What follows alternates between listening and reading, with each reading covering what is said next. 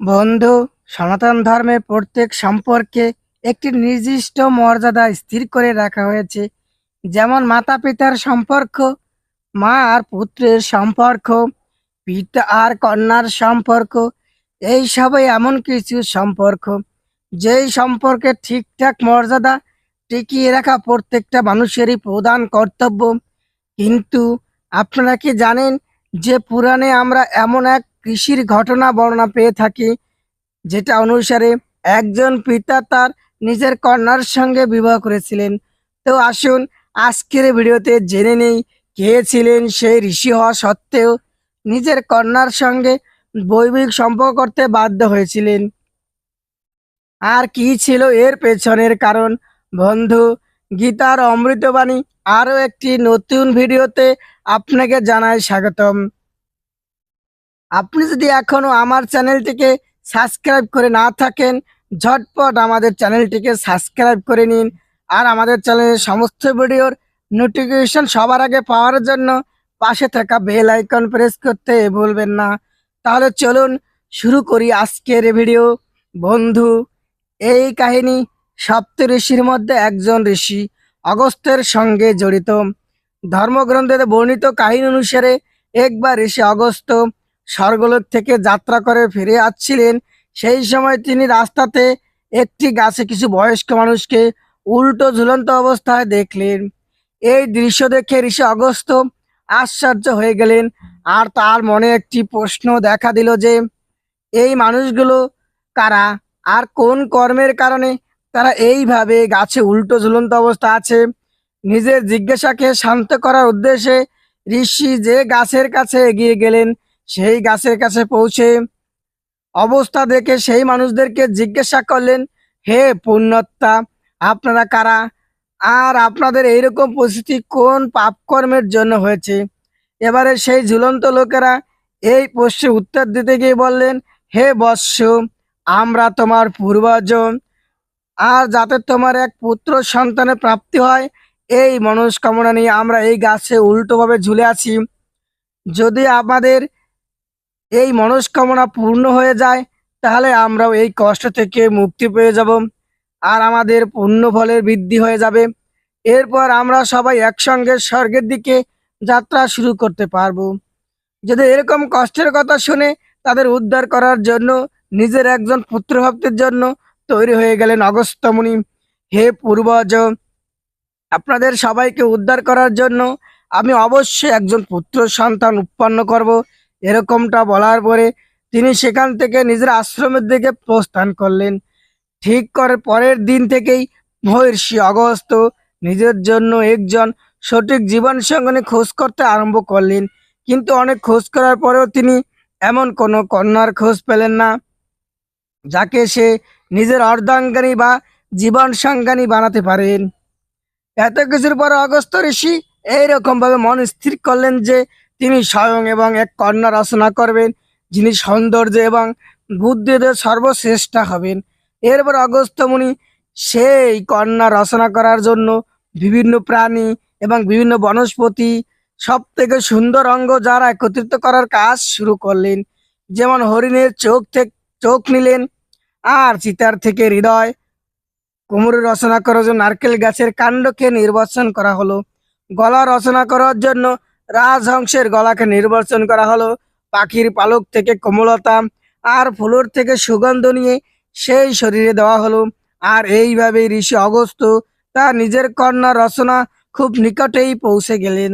এই সময় ঋষি অগস্ত্যের নজর পড়ল বিদর্ভের রাজ্যের রাজার দিকে।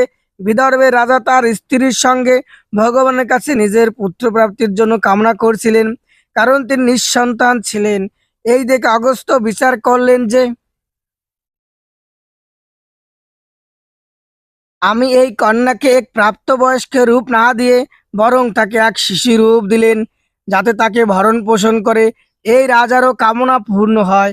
এই জন্য সেই কন্যার শিশুরূপে উৎপত্তি হয়। যেহেতু এই কন্যার উৎপত্তি হওয়ার সময় অনেক প্রাণী এবং বনস্পতির ক্ষতি হয়েছিল, এই জন্য এই কন্যার নাম লোপামুদ্রা রাখা হয়েছিল। বন্ধু, আপনাকে জানিয়ে রাখি, লোপা কথার অর্থ হলো হানি, আর মুদ্রা কথার অর্থ হলো শরীর হয়ে থাকে। এরপর ধীরে ধীরে সময় কাটতে লাগলো এবং লোপামুদ্রা বাল্য অবস্থা থেকে ধীরে ধীরে প্রাপ্তবয়স্ক হয়ে গেল। এই সময় তার পিতা তার বিবাহের বিষয়ে ভাবছিলেন। এমন সময় তা মহলে ঋষি অগস্ত্য এসে পৌঁছালেন। মহিষীকে নিজের মহলে আসতে দেখে বিদর্বাজা তাকে প্রণাম করলেন আর বসার জন্য তাকে আসন নিবেদন করলেন। এরপরে তিনি জিজ্ঞাসা করলেন, মহর্ষি কৃপা করে আমাকে বলুন আপনার এখানে আসার উদ্দেশ্য কি। হে মহারাজ, আমি আপনার কন্যাকে বিবাহ করার উদ্দেশ্য নিয়ে এখানে এসেছি। মহর্ষির এরকম কথা শুনে রাজা তার স্ত্রী দুজনকে আশ্চর্য হয়ে গেলেন। তারা ভাবতে লাগলেন যে আমরা যেই কন্যাকে এত সুখ ও সমৃদ্ধির সঙ্গে পালন করেছি তাকে একজন যোগীর সঙ্গে কি করে বিবাহ দিতে পারি। কিন্তু তাদের মনে এই ব্যাপারেও ভয় ছিল যে যদি তারা অগস্ত্য মুনির এই প্রস্তাব মেনে না নেয় তাহলে অবশ্যই রেগে গিয়ে তাদেরকে অভিশাপ দিতে পারেন। এই ভয়ের কারণে তারা অগস্ত্য মুনির সাথে বিবাহের প্রস্তাব মেনে নেন আর খুব ধুমধাম করে লোপামুদ্রার সঙ্গে মহর্ষি অগস্ত্য লোপামুদ্রার বিবাহ সম্পন্ন হয়। বিবাহের পর মহর্ষি অগস্ত্য লোপামুদ্রাকে সঙ্গে নিয়ে নিজের আশ্রমে ফিরে এলেন। নিজের আশ্রমে এসে ঋষি অগস্ত্য মুনি লোপামুদ্রাকে বললেন, হে সুন্দরী, এখন পর্যন্ত তোমার জীবনে শুধুমাত্র রাজসিক সুখ প্রত্যক্ষ করেছ, কিন্তু এবার তোমাকে এই সমস্ত সুখ ত্যাগ করতে হবে। শুধু এটাই নয়, সমস্ত দামি বস্ত্র এবং গয়না যা তুমি তোমার সঙ্গে নিয়ে এসেছো সেগুলোকেও ত্যাগ করতে হবে। আর একজন ঋষিকার মতো তোমাকে তোমার বাকি জীবন ব্যতীত করতে হবে। সমস্ত সেগুলোকে ত্যাগ করতে হবে। একজন ঋষিকার মতো তোমার বাকি জীবন ব্যতীত করতে হবে। লোপামুদ্রাও ঠিক তেমনটাই করেছিলেন। তিনি তার স্বামীর মতো বিভিন্ন ব্রত এবং পূজা অর্চনা করে নিজের জীবন অতিবাহিত করতে লাগলেন। দুজনেই একে অন্যে ভীষণ ভালোবাসতেন। মহর্ষি নিজের তপস্যা নিয়ে সবসময় ব্যস্ত থাকতেন আর লোপামুদ্রা নিজের স্বামীর দেখাশোনায় ব্যস্ত থাকতেন। একদিন লোপামুদ্রা আশ্রমের কাছে এক নদীতে স্নান করেছিলেন। তখনই দৃষ্টি বল ঋষি অগস্ত্যের লোপামুদ্রার উপরে গিয়ে পড়ল। সেই সময় লোপামুদ্রা সাক্ষাৎ রতির মতো দেখতে লাগছিলেন। ওনার সৌন্দর্য মোহিত হয়ে মহর্ষি অগস্ত্য কামাতুর হয়ে পড়েন। সামনে গিয়ে বিষয় ভোগ করার প্রস্তাব রাখলেন। সেই সময় লোপামুদ্রা মহর্ষি অগস্ত্যকে বললেন, হে মহর্ষি, নিঃসন্দেহে আপনি আমাকে এই ইচ্ছা পূরণ করার জন্যই বিবাহ করেছেন, কিন্তু আমারও একটা মনের বাসনা আছে। সেটা হলো আমি আমার পিতার গৃহ যেমন সোজা হয়ে শুয়ে থাকতাম ঠিক তেমনি সূর্যতেই আপনি আমার সঙ্গে সঙ্গম করুন। তখন মহর্ষি লোপামুদ্রাকে বললেন, হে প্রিয়, যেরকম ভাবে কথা তুমি আমাকে বলেছ সেইভাবে ব্যবস্থা আমি একজন বনবাসী ঋষি কেমন করে করব। এবার লোপামুদ্রাকে মহর্ষি বললেন, হে স্বামী, আপনি এরকমটা কেন বলছেন? যদি আপনি চান তাহলে আপনি আপনার তপস্যার ফলের দ্বারা এই জগতের সংসারের সমস্ত ধন এবং বৈভব নিজের অধীনে রাখতে পারেন। এবারে মহর্ষি অগস্ত্য লোপামুদ্রা এরকম কথায় আপত্তি জানিয়ে বললেন, হে প্রিয়, এমনটা করলে আমার তপ ক্ষয় হবে। এজন্য তুমি আমার সামনে তোমার এমন কোনো ইচ্ছা প্রকাশ করো যেটা করলে আমার তপ ক্ষয় হবে না, তোমার মনের ইচ্ছাও পূর্ণ হবে। কিন্তু লোপামুদ্রা মানলেন না। তিনি মনের মধ্যে এরকম জেদ ধরে বসলেন যে সঙ্গম যদি করতে হয় তাহলে আমাকে ওইভাবে সঙ্গম করতে হবে। শেষে মহর্ষি লোপামুদ্রার কাছে হার মেনে লোপামুদ্রার ইচ্ছা পূরণ করার জন্য বেরিয়ে গেলেন। আর সেই সময় পৃথিবীর সব থেকে ধনী শাসক দানব রাজা ইথলের কাছে এসে ব্যক্ত করলেন নিজের মনের ইচ্ছা। ব্যক্ত করলে দানবরাজ মহর্ষিকে যথাযথ দান দিলেন। নিজের মনের ইচ্ছাকে পূর্ণ হতে দেখে লোপামুদ্রা ও বিশাল আনন্দিত হলেন আর মহর্ষি অগস্ত্যের সঙ্গে সঙ্গম করলেন। বন্ধু, এই সঙ্গমের ফলে 7 বছর পরে এক পুত্রের জন্ম হলো, যে পরে গিয়ে মহান কবি জিদ্দাসু নামে বিখ্যাত হন।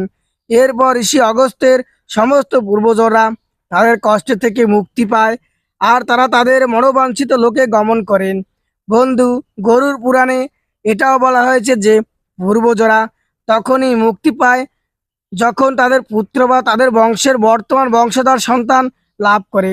তো বন্ধু, আশা রাখি তার কন্যার সঙ্গে বিষয় ভোগ করতে বাধ্য হয়েছিলেন সেটা এতক্ষণে আপনারা বুঝে গিয়েছেন। আপনার আজকের এই ভিডিও কেমন লাগলো সেটা নিচের কমেন্ট বক্সে কমেন্ট করে জানাতে ভুলবেন না। আর যদি আমাদের ভিডিও আপনার ভালো লাগে তাহলে একটি লাইক দিয়ে শেয়ার করে ছড়িয়ে দিন সবার সঙ্গে। দেখা হবে পরবর্তী কোনো ভিডিওতে। অবশ্যই ভালো থাকবেন। ধন্যবাদ। হরে কৃষ্ণ।